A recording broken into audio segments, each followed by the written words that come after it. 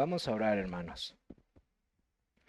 Padre, te damos muchas gracias esta mañana porque en tu misericordia, Señor, tú nos ayudas a acercarnos ante ti, mi Dios. Padre, no solamente nos has dado una gloriosa salvación, sino que también, Señor, nos ayudas día tras día para no salir huyendo de tu santidad, Señor, no salir huyendo ante nuestra gran debilidad. Padre, cuán grande es tu santo nombre, Señor. Y gracias porque hoy concedes que podamos estar aquí ahora para ser expuestos a tu palabra que es santísima, Señor. Padre, nuevamente indignos de estar delante de ella, indignos, Señor, de poderla escuchar, indignos, Señor, de que tú nos ilumines para poderla entender. Pero, Padre, cuán necesaria es para nuestras vidas. Tu palabra, Señor, es lumbrera a nuestros pies y es lámpara a nuestros caminos. Tu palabra, Padre Santo, es sabiduría para nosotros, Señor. Tu palabra, Señor, es el único medio por el cual nosotros podemos conocerte, Señor, como eres tú verdaderamente. Pero Padre, para eso necesitamos tu ayuda. Te damos gracias por tu palabra, Señor. Y te damos gracias por el Espíritu de Dios que nos ayuda, Señor. Y hoy suplicamos que nos ayude aún más en nuestra debilidad. Por favor, Señor, habla en nuestras vidas mientras leemos tu palabra, mientras exponemos tu palabra. Mi Señor, no hay cosa más gloriosa que tú aplicándola a nuestros corazones según nuestra necesidad, Señor.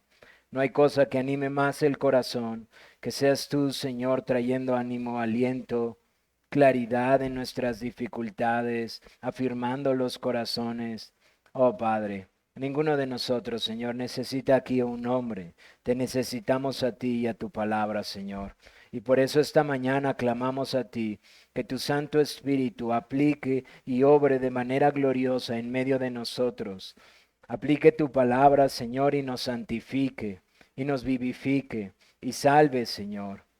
Padre, tú te complaces en que tu iglesia venga ante ti con reverencia y pidamos. Y mi Señor, esta mañana no pedimos para nuestros deleites. Hoy en verdad nuestra necesidad una vez más es imperante de ti, Señor. Hoy necesitamos que hables a nuestras vidas. Hoy necesitamos que nuestra mente vuelva a seguir siendo renovada. Hoy necesitamos, Señor, sentarnos a tus pies como tus discípulos y escuchar lo que tú tengas que decir, Señor. Por favor, habla a nuestros corazones, Señor. Mi Señor, por favor, capacítame para ello, para no ser un estorbo, Señor. Capacítame en mi torpeza, Señor. Capacítame, Señor, para que con temor y reverencia, Señor, cuide mis palabras. Por favor, mi Señor, háblanos esta mañana y ayúdame, Señor, en la exposición. Y también ayuda a cada uno de mis hermanos a que pueda recibir tu palabra con corazón humilde y sincero, Señor. Mi Dios, tú puedes hacer esto y aún mucho más, Señor, para gloria de tu santo nombre y para edificación de tu iglesia. Oh Padre, te pedimos todo esto por los méritos de tu Hijo, nuestro Señor. Amén. Vamos a ponernos de pie, hermanos. Vamos ahora al libro del profeta Zacarías. Vamos a leer todo el capítulo 9 y pedir al Señor que nos ayude esta mañana a poder terminar este capítulo. Voy a darle lectura nuevamente a todo el capítulo 9 entero. Y esta mañana terminaré con el versículo 11 al 17. Capítulo 9 del profeta Zacarías.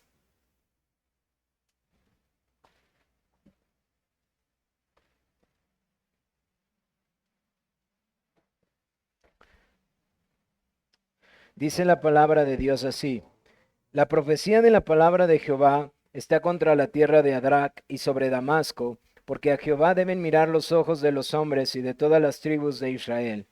También Amat será comprendida en el territorio de este, Tiro y Sidón, aunque sean muy sabias, bien que Tiro se edificó fortaleza y amontonó plata como polvo y oro como lodo de las calles. He aquí el Señor la empobrecerá y herirá en el mar su poderío, y ella será consumida de fuego. Verá a Ascalón y temerá. Gaza también y se dolerá en gran manera. Asimismo Ecrón, porque su esperanza será confundida y perecerá el rey de Gaza, y Ascalón no será habitada. Habitará en Asdod un extranjero, y pondré fin a la soberbia de los filisteos. Quitaré la sangre de su boca y sus abominaciones de entre sus dientes, y quedará también un remanente para nuestro Dios, y serán como capitanes de Judá, y Ecrón será como el Jebuseo. Entonces acamparé alrededor de mi casa como un guarda, para que ninguno venga ni vaya, para que ninguno vaya ni venga, y no pasará más sobre ellos el opresor, porque ahora miraré con mis ojos. Alégrate mucho, hija de Sión, da voces de júbilo, hija de Jerusalén. He aquí tu rey vendrá a ti, justo y salvador, humilde, y cabalgando sobre un asno, sobre un pollino hijo de asna. Y de Efraín destruiré los carros y los caballos de Jerusalén, y los arcos de guerra serán quebrados, y hablará paz a las naciones, y su señorío será de mar a mar, y desde el río hasta los fines de la tierra, y tú también por la sangre de tu pacto serás salva. Yo he sacado tus presos de las cisternas en que no hay agua. Volveos a la fortaleza, oh prisioneros de esperanza. Hoy también os anuncio que os restauraré el doble, porque he entrezado para mí a Judá como arco, e hice a Efraín su flecha, y despertaré a tus hijos, oh Sión, contra tus hijos, oh Grecia, y te pondré como espada de valiente, y Jehová será visto sobre ellos, y su dardo saldrá como relámpago, y Jehová el Señor tocará trompeta, e irá entre torbellinos del austro. Jehová de los ejércitos los amparará, y ellos devorarán y hollarán las piedras de la honda, y beberán y harán estrépito como tomados de vino, y se llenarán como tazón o como cuernos de altar. Y los salvará en aquel día Jehová su Dios, como rebaño de su pueblo, porque como piedras de diadema serán enaltecidas en su tierra, porque cuanta es su bondad y cuanta es su hermosura, el trigo alegrará a los jóvenes y el vino a las doncellas. Amén. Pueden tomar sus lugares, hermanos. Continuamos con nuestro estudio de este capítulo 9, en donde la profecía dada a Zacarías busca animar al pueblo a seguir con la construcción del templo, motivándolos por las futuras promesas, por las promesas futuras de la restauración del rey, del pueblo y de la tierra, hermanos. Eso es lo que encontramos en el capítulo 9. Si pudiéramos resumirlo, sería de esa forma.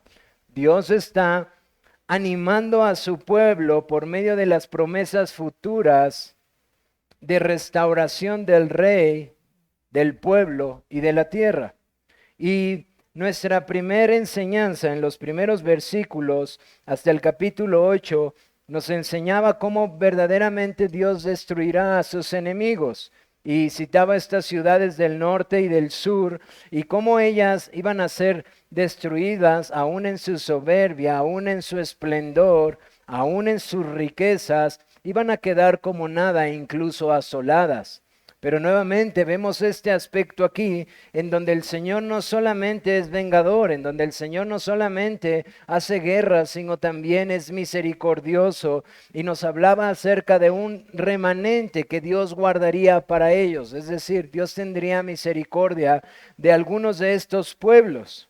Y esto apuntando un poco más a lo que con claridad nosotros vemos en el libro de los Hechos que ocurre acerca de los gentiles que son injertados a la vid. Después, hermanos, continuamos en nuestro estudio y nos damos cuenta que en este capítulo nos habla que esto será llevado a cabo por un rey perfecto, un rey justo, un rey que es justo en sus caminos, pero también es justo en sus obras. Es decir, justo en sus juicios, no como los reyes inicuos que ya habían tenido tanto el reino del norte como el reino del sur. Un rey glorioso, que es glorioso no nada más en su poderío y en su señorío, sino que también es glorioso en su humillación. No un rey como los reyes terrenales que vendrían con pompa, que vendrían con grandes riquezas, con caballos blancos y pidiendo la adulación, sino un rey que nos es mostrado como un rey humilde, sentado en una cría de un asno.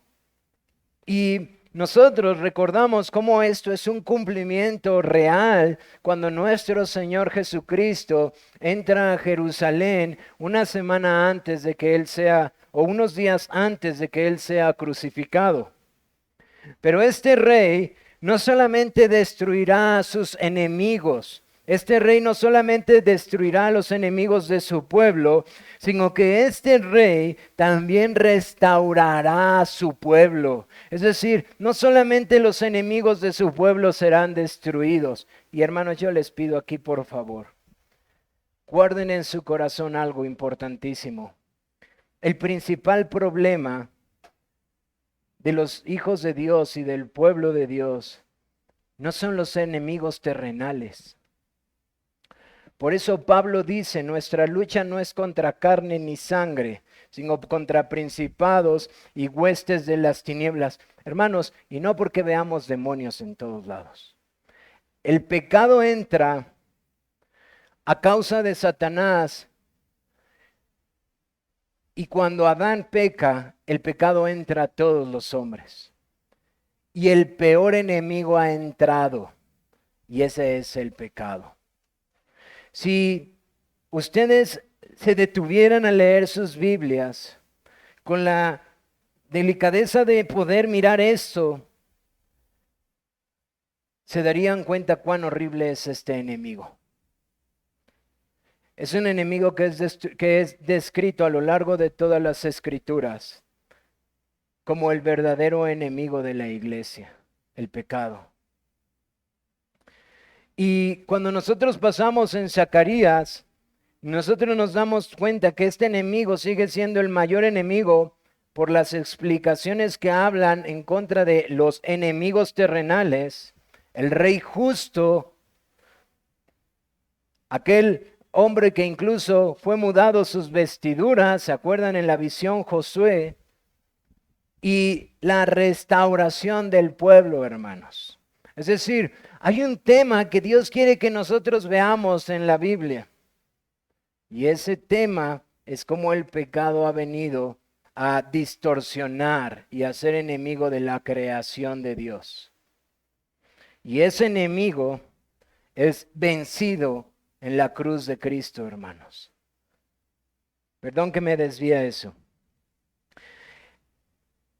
Hoy, esta mañana, vamos a continuar entonces después de haber visto cómo la tierra será restaurado, cómo vendrá un rey glorioso, cómo también su pueblo será restaurado. Y lo vamos a ver a través de 3 puntos.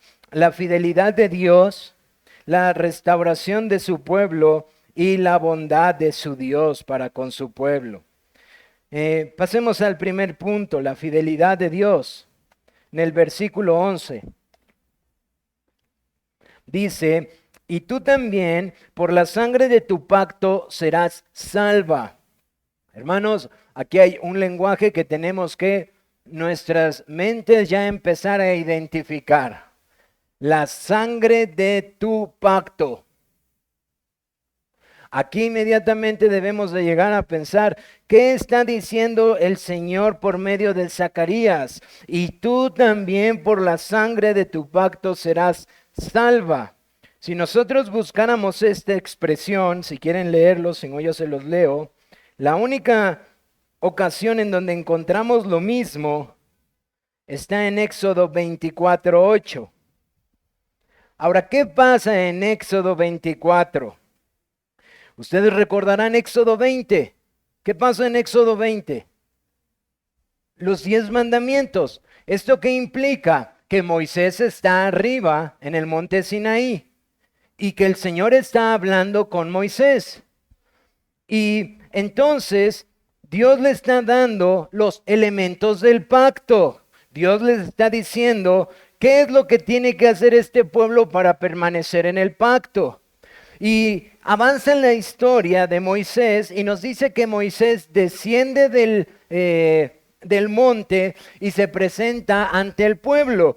Y nosotros llegamos al capítulo 24 y nos damos cuenta de que hay algo muy particular en el capítulo 24. Moisés les dice precisamente al pueblo de Israel cuáles eran los términos del pacto, o pasado a nuestro lenguaje, cuáles son los términos y condiciones del contrato. Y se las explica, ustedes deben de mantener obediencia. Y entonces nos dice que el pueblo está de acuerdo en eso. Dijo Jehová a Moisés, sube ante Jehová tú y Aarón, Nadab y Abiú y 70 de los ancianos de Israel y os inclinaréis desde lejos. Pero Moisés solo se acercará a Jehová. Sí, perdón, en el versículo 3, para ir un poco más rápido. Y Moisés vino y contó al pueblo todas las palabras de Jehová y todas las leyes. Es decir, este es el pacto, pueblo de Israel, pueblo de Dios. Estos son los términos. Y dice que el pueblo dijo, haremos todas las palabras que Jehová ha dicho. Y más adelante, mientras sigue esta especie de ritual en donde están diciendo los términos del pacto o esta ceremonia, se toman animales y se hace un sacrificio y se derrama sangre de animal. Y entonces Moisés toma esta sangre y dice en el versículo 8, entonces Moisés tomó la sangre y roció a su pueblo y dijo, he aquí la sangre del pacto que Jehová ha hecho con vosotros. La sangre del pacto, Dios ha hecho un pacto, me dijo cuáles eran los términos, yo se los he dicho y ustedes pueblo han dicho amén. Y esta es la sangre que lo ratifica. Esa es la escena que está pasando del pacto que Dios ha hecho con su pueblo. Un pueblo que recorremos toda la historia después de Moisés y lo único que ha hecho es romperlo, romperlo, romperlo, romperlo, romperlo, romperlo, romperlo. Pero aquí en Zacarías nosotros encontramos al Señor diciendo, por la sangre de tu pacto, tú serás salva. Es decir, tú rompiste tu pacto, pero yo no. Yo no olvido mi pacto. Y por esa sangre que testifica,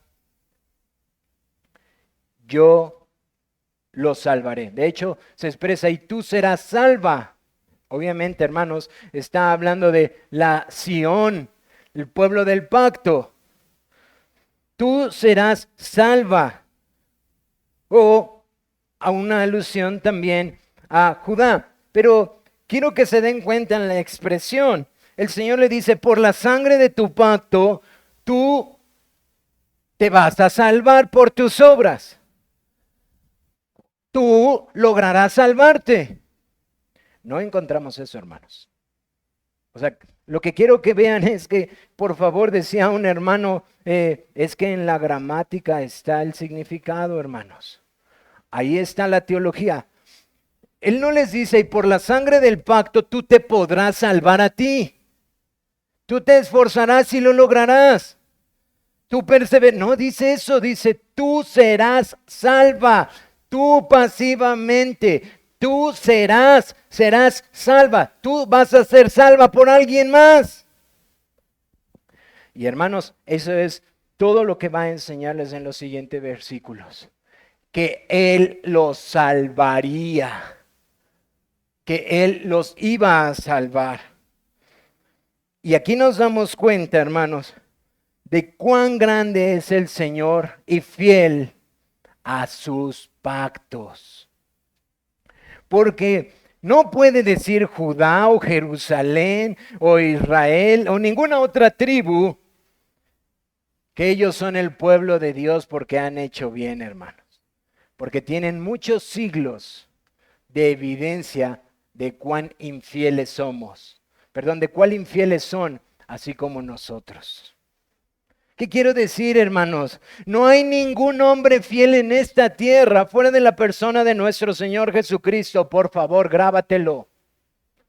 No pongas tus ojos nunca en un hombre, porque no hay un solo hombre. Y si quieres evidencia, lee todo el Antiguo Testamento. Ninguno pudo ser fiel a todos los términos del pacto. Y el Señor dice, pero yo lo haré por esa sangre, por ese testimonio. Yo lo salvaré. Yo soy fiel, dice el Señor. ¿Y a qué es fiel? Dice pues que Él lo salvaría. Dice desde el versículo 11, parte B, yo he sacado tus presos de la cisterna que no hay agua. Y esto debe de traer a nosotros ideas del antiguo pacto, porque aquí hay una expresión de algunos elementos que nosotros hemos leído en el Antiguo Testamento, hermanos. Yo los sacaré de las cisternas en donde ustedes no tenían agua. ¿Quién fue echado en una cisterna vacía antes de ser vendido? José. ¿Quién fue echado en una cisterna vacía después de haber profetizado a un pueblo rebelde? Jeremías. Y hermanos, es este mismo profeta que habla acerca de esas cisternas vacías. Y luego nosotros vemos al salmista clamando, dice el Salmo 42.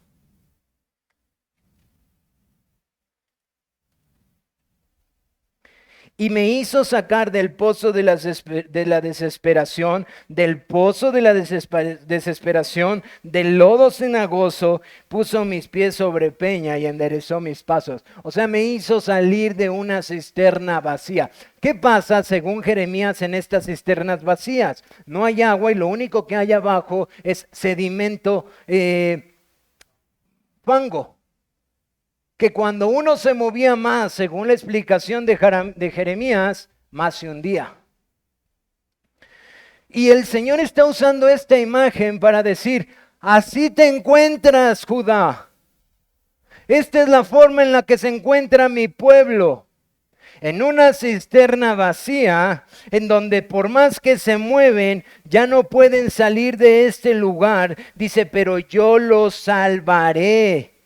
Yo los sacaré de esas cisternas en donde no hay agua. Es decir, este juicio que ustedes han visto, que fue profetizado por Joel y por los profetas, por Isaías, por Jeremías, unos al norte y otros al sur, y esta cisterna en donde ustedes cayeron por causa de su pecado y no pueden salir, así como salvé a José, y así como saqué a Jeremías, y así como el salmista clamó a mí, yo los salvaré. Yo los sacaré de ahí. Volveos a la fortaleza, oh prisioneros de esperanza. Hoy también os anuncio que os restauraré el doble, porque hasta ahí. Ahorita continuamos con el versículo 13. Volveos a la fortaleza. Es muy probable que este lenguaje tenga que ver con lo que justamente ellos están viviendo. Ellos acaban de ser...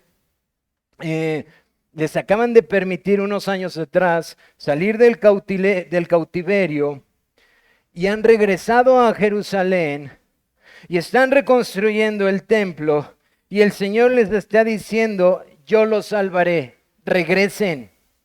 Ustedes recordarán que es muy probable por muchos textos como estos en el profeta Zacarías que muchos decidieron no regresar aunque se había dado el decreto de que regresaran. Es decir, muchos decían, está más cómodo Babilonia. Estamos mejor acá. Y este texto les dice, regresen a la fortaleza, oh prisioneros de esperanza. Hoy os anuncio que os restauraré el doble. Hermanos, aquí nuevamente vemos evangelio, buenas noticias para un pueblo desanimado, desalentado, que está sufriendo las consecuencias del pecado de ellos, de sus padres. Tal como dijo Joel, nosotros escucharíamos una generación y otra generación y otra generación que fue por causa del pecado que hoy estamos aquí y ahora ellos lo están viendo, ellos lo están viviendo, ven la ciudad devastada, ven que lo que comió el gusano, luego vino el revoltón y luego vino otro y fue destruido por completo y sus ojos están palpando que la ciudad que tenía un esplendor en una tierra prometida no es más que escombros y el templo completamente destruido por Nabucodonosor. Los utensilios fueron llevados por él. Y el Señor les dice, pueblo de esperanza,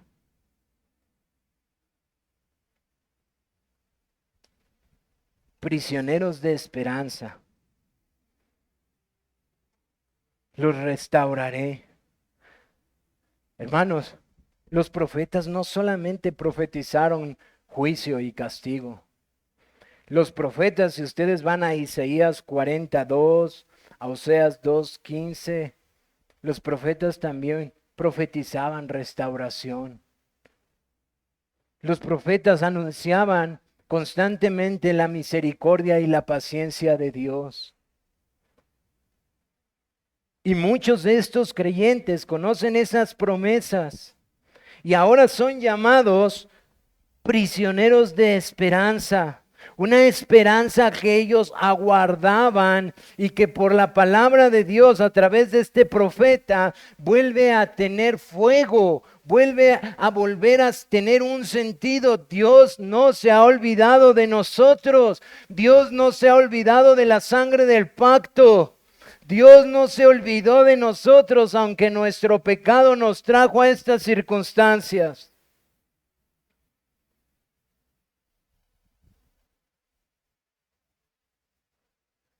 Dice en el versículo 13 al 15, que Él los libraría de sus enemigos. De hecho, es muy, muy peculiar, hermanos, que a partir de este texto,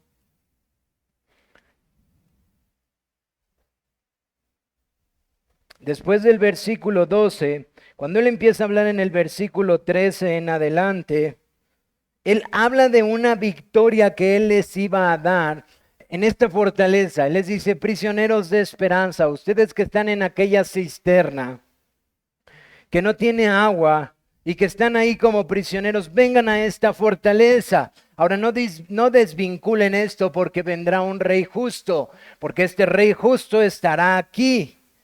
Y este rey justo dice, y yo los utilizaré a ustedes.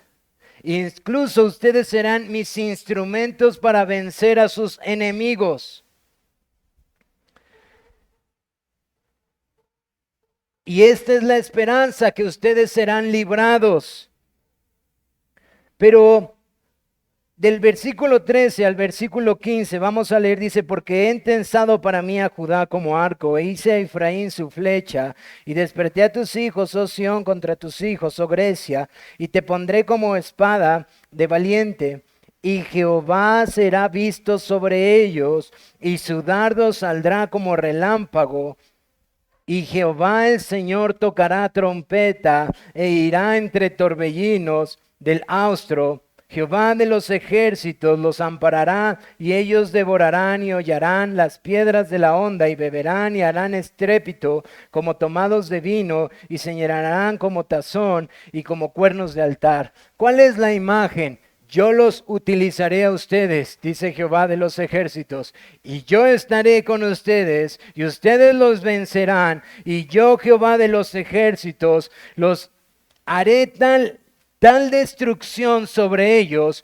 que aún su sangre será derramada sobre los cuernos. Es decir, que aún su sangre será derramada como un sacrificio. Hermanos, muchos se debaten al respecto de este lenguaje. Pero nuevamente, hermanos, yo estoy convencido de que este lenguaje está tratando de hacernos ver la santidad de nuestro Dios. Y que Él está trayendo salvación nuevamente a través de juicio. Sí, de juicio de sus enemigos. Y si a él le complació utilizar a su pueblo, históricamente, hermanos, parece ser que ya hubo un cumplimiento al respecto de esto, un cumplimiento parcial, porque hubo una guerra en la época del silencio, es decir, donde ya no hubo profecía, en donde precisamente a través de su pueblo hubo libertad para los judíos, en la famosa guerra de los macabeos. Así que es probable que ahí ya hubo un cumplimiento parcial, hermanos. Solamente no olviden este punto. El problema más grande del pueblo de Dios para ser bendecido no eran los enemigos a los que iban a ser entregados, hermanos. Si nosotros regresamos al pacto mosaico, nosotros vamos a dar cuenta que el problema no eran los enemigos eran el instrumento para aplicar las maldiciones por causa del pecado, hermanos. Así que yo creo, hermanos, que el enemigo de los cuales aquí se refiere y que posteriormente tiene un cumplimiento más amplio, es el enemigo que es vencido por este rey justo que viene a gobernar en medio de su pueblo. ¿Qué quiero decir con esto?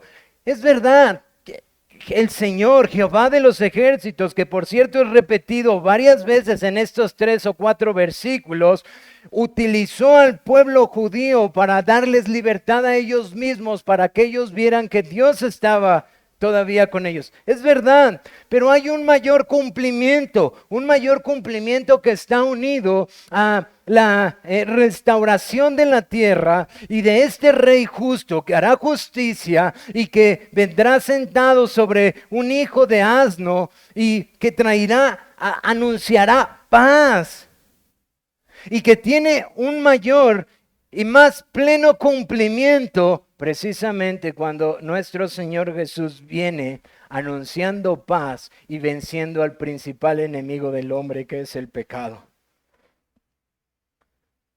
Esta es la libertad de sus enemigos que Él solamente puede hacer, hermanos. Así que vemos a Dios en su fidelidad, guardando su pacto y restaurando a su pueblo, pero también vemos a este Dios en su bondad para con ellos. De hecho, hemos ya visto un poco de esto, porque Él dice en el versículo 12, volveos a la fortaleza, oh prisioneros de esperanza, hoy también os anuncio que os restauraré el doble.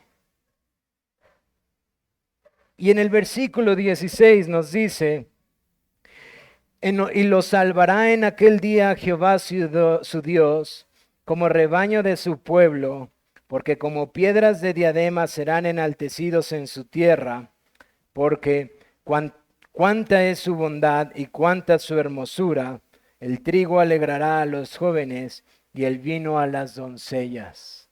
Esta doble bendición que habla para su pueblo, aquí la volvemos a observar en este lenguaje factual. Los salvará su Dios, Señor. Pero no ellos están pagando esto porque ellos han roto el pacto y tú te has apartado de ellos y han sido entregados a sus enemigos. Sí, pero Él no se ha olvidado de su pueblo. Él no se ha olvidado de su pueblo.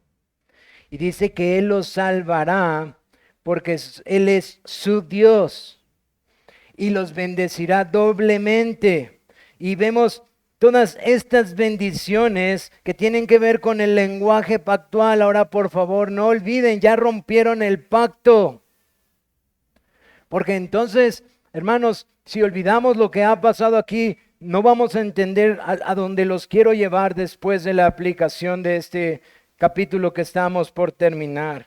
¿Cuáles son estas bendiciones pactuales que Dios les está prometiendo? Bueno, ellos serán pastoreados. Serán pastoreados como ovejas por Él.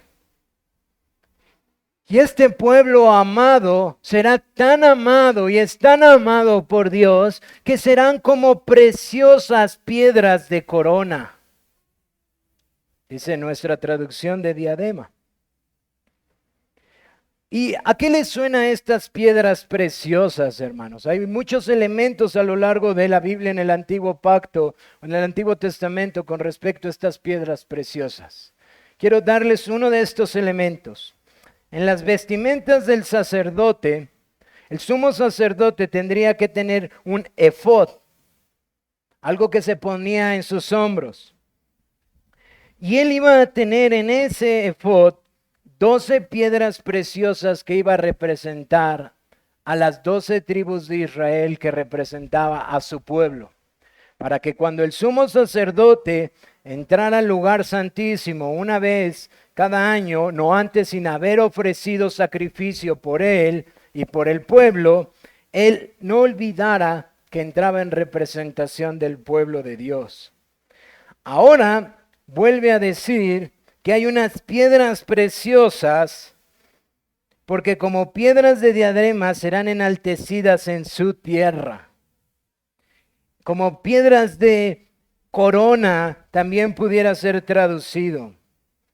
Así que el Señor está animando a este pueblo para decirle que Él no ha olvidado su pacto, que Él no ha olvidado la sangre derramada y que Él va a restaurar a su pueblo y los bendecirá el doble de lo que el castigo ha merecido. El doble de lo que la transgresión del pacto les hizo pagar. Y que ellos serían bendecidos de tal manera que el trigo los alegraría y el vino los llenaría también de gozo. Es decir, lo que ustedes sus ojos ven ahorita que está desolado, un día no será así. Esta es la forma en la que Dios los anima por su fidelidad y también por la bondad que Dios tiene para bendecir a su pueblo. Pero, ¿cómo lo vemos en la iglesia nuevo testamentaria? ¿Cómo este texto puede seguir animándote a ti y a mí que tenemos que ser honestos? No somos muy diferentes de Israel. No somos muy diferentes tú y yo. Infieles constantemente, quejándonos constantemente. ¿Por qué esto? ¿Por qué el otro? ¿Por qué aquello? ¿Por qué no es así? ¿Por qué es así? ¿Cómo podemos tú y yo ser animados en cosas que, aunque estamos lejanos en tiempo, no lejanos quizás en nuestra condición, hermanos, como hombres? Bueno, nuevamente tengo que llevar este texto a los términos pactuales e interpretarlo como la Biblia lo hace. Acompáñenme rápidamente a Mateo 26.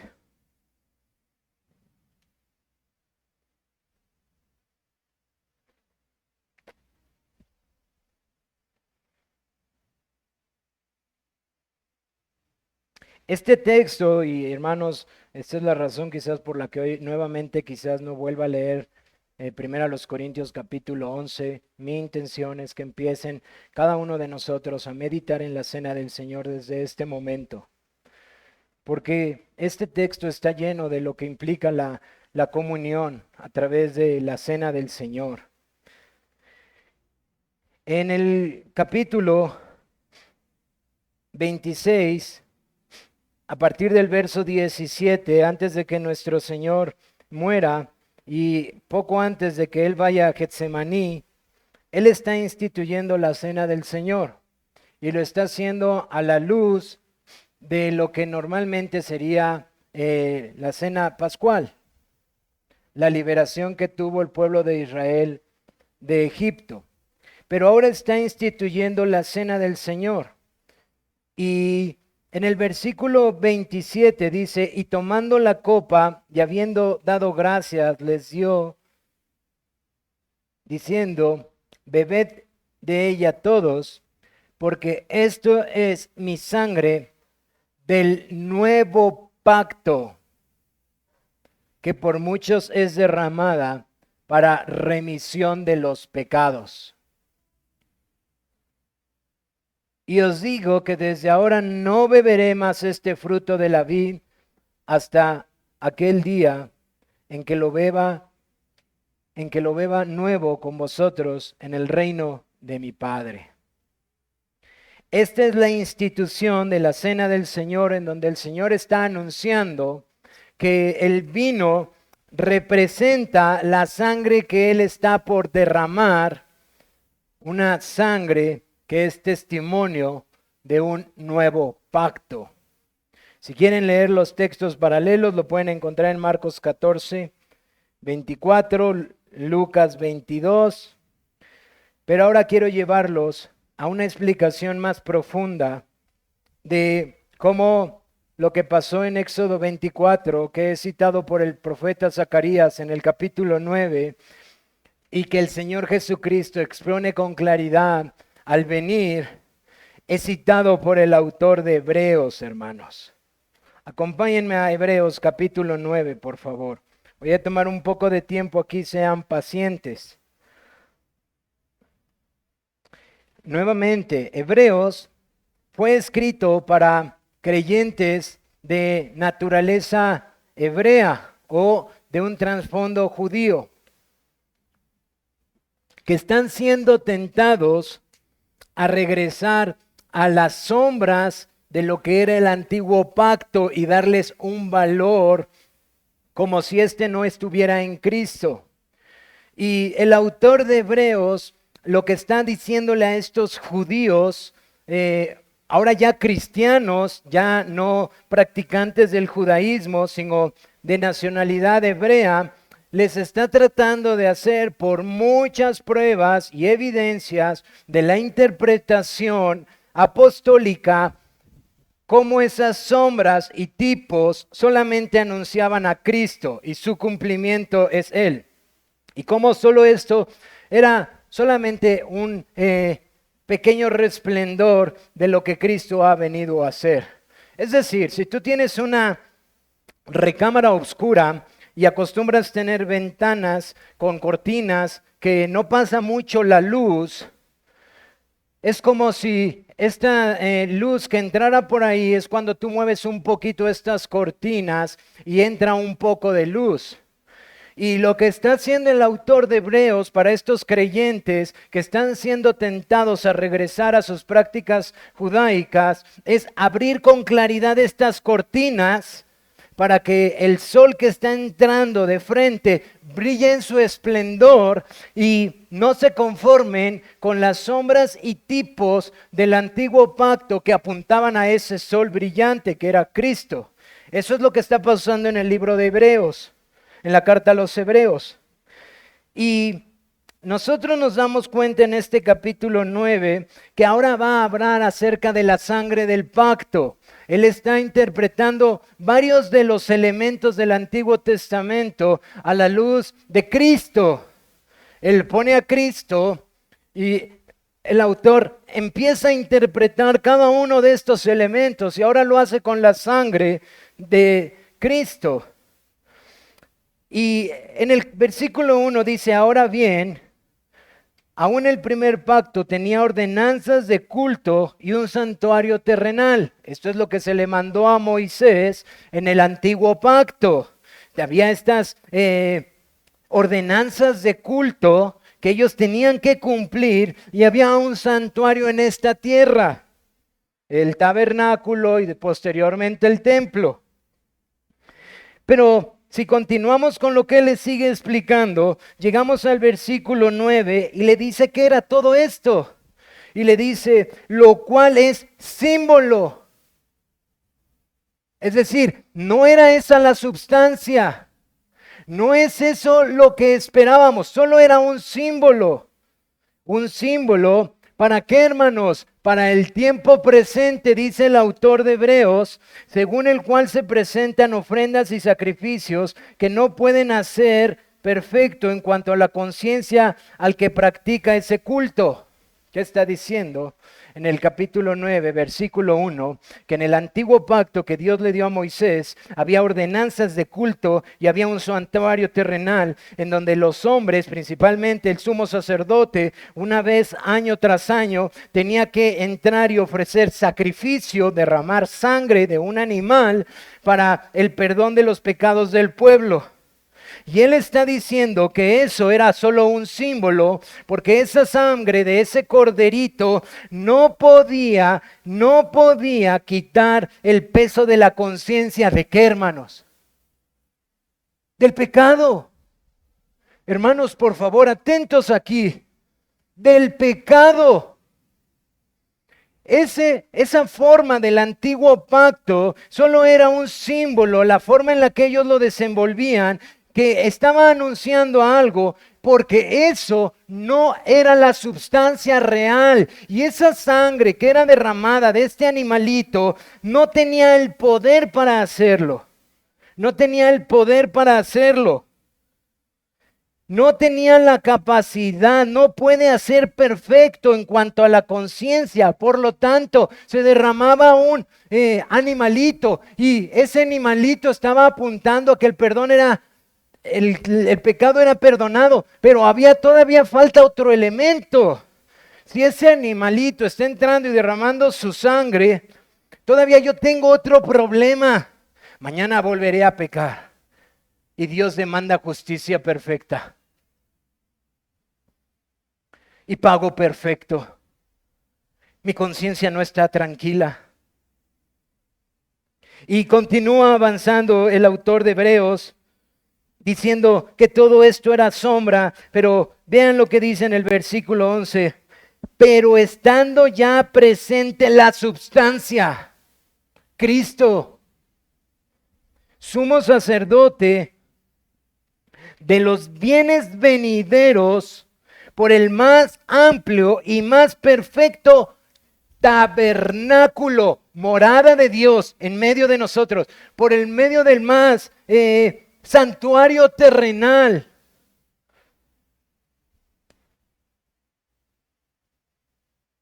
No echó de mano, es decir, no de esta creación, no un tabernáculo construido con manos de hombres, no un templo que aunque tuviera mucho esplendor, era construido por manos de hombres, no un segundo templo, sino Cristo, mejor tabernáculo. No por sangre de machos cabríos ni de becerros, sino por su propia sangre, entró una vez para siempre en el lugar santísimo, habiendo obtenido eterna redención. Es decir, eterna liberación de lo que nuestros pecados merecen. Vemos la palabra redención y todos la tomamos ya a la mejor por obvia, pero la redención implica una situación legal. Nuestros pecados demandaban que la ira de un Dios santísimo que aborrece el pecado nos castigara conforme a su justicia. La justicia perfecta del juez de todo el mundo demanda que nuestros pecados sean castigados con justicia perfecta eternamente. Pero dice que la sangre del Señor Jesucristo obtuvo perfectamente esta redención, esta liberación judicial delante de un Dios santísimo y perfecto por pecadores como tú y como yo. Porque si la sangre de los toros y los machos cabríos y las cenizas de la becerra rociada a los inmundos santifican para la purificación de la sangre, cuánto más la sangre de Cristo, el cual es mediante el Espíritu Eterno se ofreció a sí mismo sin mancha a Dios, limpiará vuestras conciencias de obras muertas para que sirváis al Dios vivo. Pon atención en esto, hermano. Así que, por ese mediador de un nuevo pacto, y quiero llevarte para concluir a este último versículo, porque este versículo hace precisamente referencia a las palabras de Moisés del capítulo 24, que después Zacarías lo cita, y mira lo que dice el autor de Hebreos, inspirado por el Espíritu de Dios. Porque habiendo anunciado Moisés todos los mandamientos de la ley. Después de que Moisés estuvo en Sinaí, Dios le dio la ley y bajó Moisés al pueblo y les anunció todos los mandamientos de la ley a todo el pueblo. Tomó la sangre de los becerros y de los machos cabríos con agua, lana escarlata y hisopo y roció el mismo libro y también a todo el pueblo. ¿Ya vieron el eco de lo que pasó en Éxodo 24? Cómo el autor de Hebreos está diciendo, esto es lo que hizo Moisés. Diciendo, esta es la sangre del pacto que Dios os ha mandado. Y además de esto, roció también con sangre el tabernáculo y todos los vasos. Y casi todo es purificado según la ley, con sangre y sin derramamiento de sangre no se hace remisión. O sea, el autor de Hebreos, no quiero entrar en esa controversia. El autor de Hebreos está diciendo, todo esto que era sombra y que Moisés hizo, y de un pacto, y de la sangre, tan solo estaba anunciando a algo, hermanos, a Cristo, porque era necesario que la sangre fuera derramada. Pero por favor, hebreos, creyentes hebreos, no traten de regresar a esto, no tiene sentido.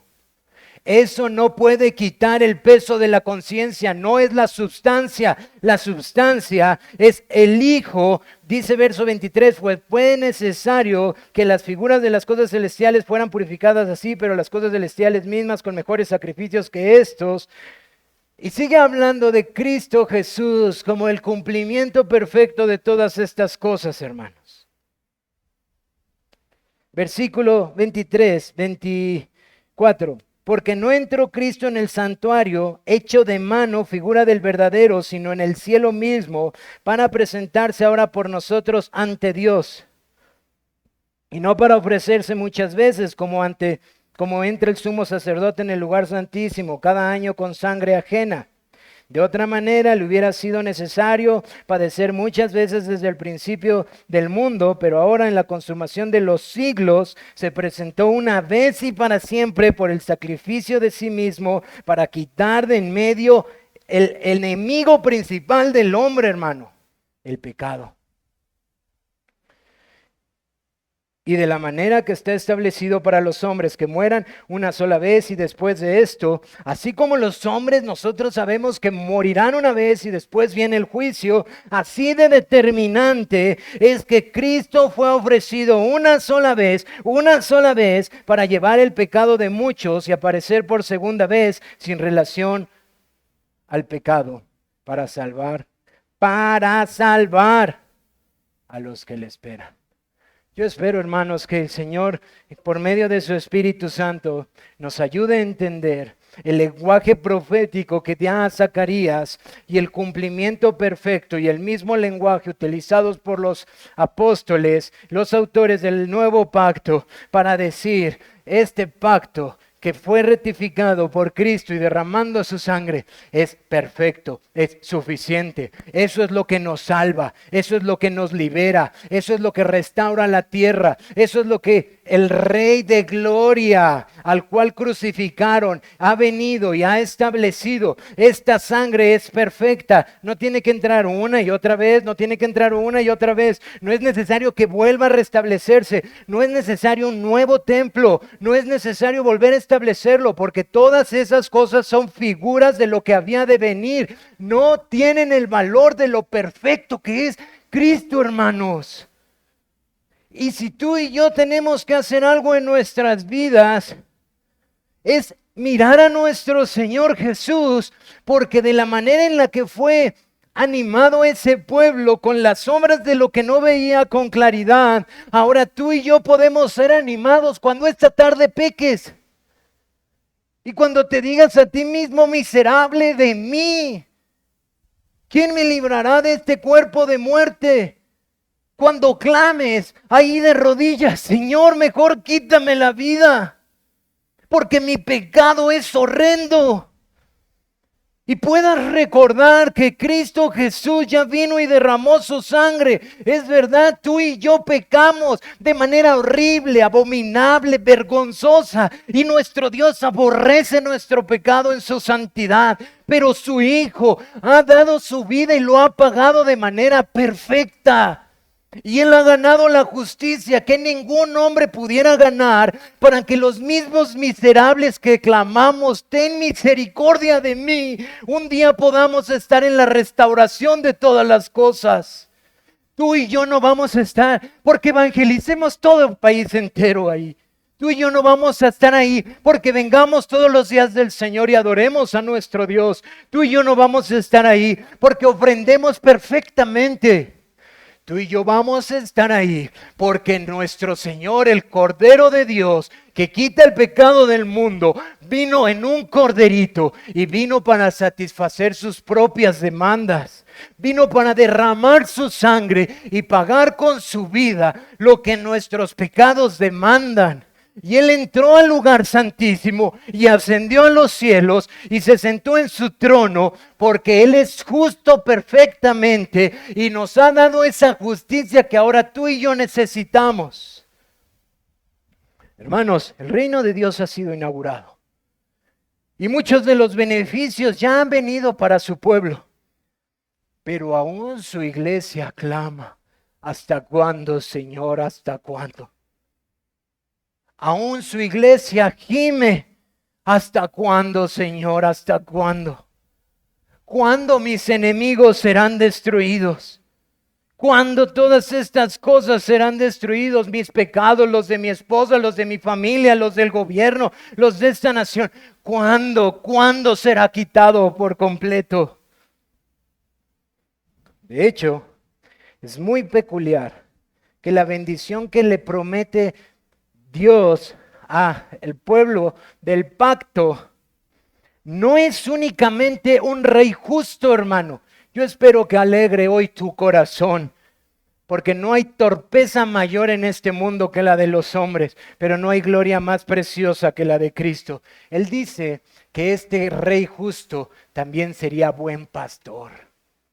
Ah, mi amado hermano, tú y yo nos decepcionaremos de los pastores terrenales. Habrá expectativas no cumplidas, habrá errores grandes, pero nunca, nunca vamos a tener una queja de nuestro buen pastor. Nunca podremos mirar a nuestro Cristo a los ojos y decir: tú fallaste en pastorearme. Nunca lo hará. Él nos pastoreará y nos pastoreará en perfección, porque el buen pastor su vida da por las ovejas, porque Él es el buen pastor y Él guía sus ovejas. Sí, Él usa medios terrenales, pero nuestro pastor soberano, el gran pastor de las ovejas, como dice Pedro, está pastoreando a cada una de ellas. Ahora, ¿quieres entender que esto habla aún de la iglesia? Bueno, quiero decirte algo. Si tú vas al capítulo 21 de Apocalipsis, tú te darás cuenta que en la visión que le dieron a Juan, hay una hermosa iglesia. Y esta iglesia está vestida y está entrando en una santa ciudad. Y esta santa ciudad y esta iglesia o este pueblo hermoso a los ojos de Dios está hermoseado de la misma manera, con bellas piedras. Tú te das cuenta por cómo habla Juan en el capítulo 21, que él está hablando del pueblo y cómo el pueblo entrará en la Jerusalén celestial, y cómo él describe esta ciudad donde está esta hermosa iglesia con estas mismas características de piedras y cosas preciosas, en cómo él ve a su iglesia, a su Sión, a su amada iglesia por la que él vino a morir. Esta esposa ataviada, embellecida. Y te preguntas, ¿qué es ataviada? Es eso. Una mujer que ha pasado un proceso de embellecimiento para su novio. Y él dice que la iglesia es esta mujer ataviada. Hermano, ¿tú crees que esa mujer, esposa, esa novia ataviada, es ataviada por la imperfección de un pastor terrenal? Es ataviada por la hermosura de su palabra y por la belleza de Cristo, para que cuando se presente delante de Él sea bella y hermosa. Y esta es la iglesia. el conjunto de los redimidos, de judíos y gentiles, que estará con Él. Hermanos, yo tenía una aplicación que gracias al Señor hoy cantamos y que espero en el Señor, porque tú sabes tu debilidad igual que yo la mía. No tenemos aquí a quien venir a engañar. No tenemos por qué dar expectativas más altas de las que no podemos dar. El Señor sabe nuestra debilidad.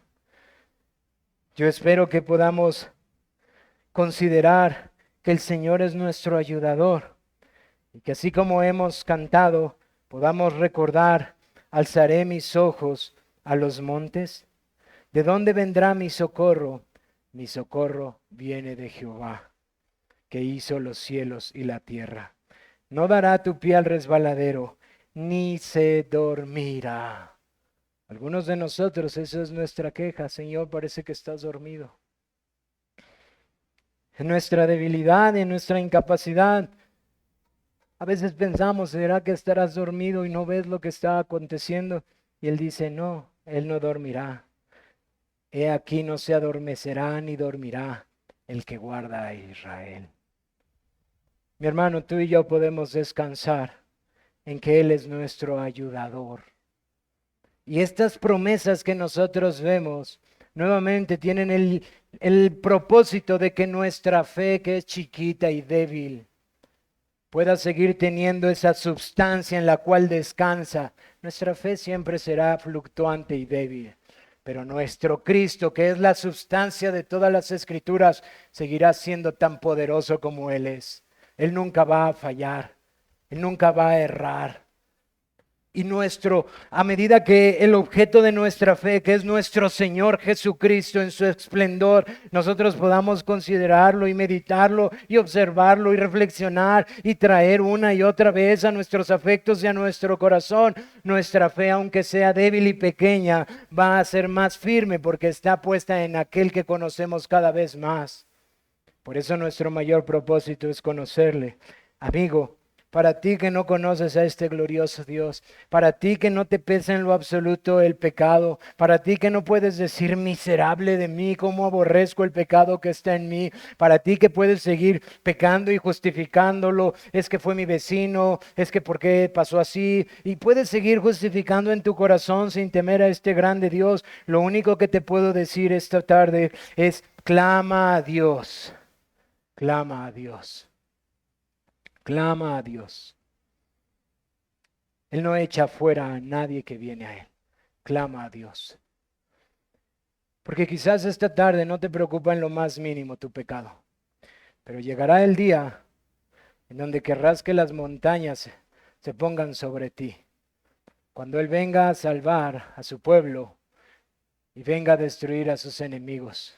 Cuando oigas la trompeta de aquel que viene para juzgar a las naciones.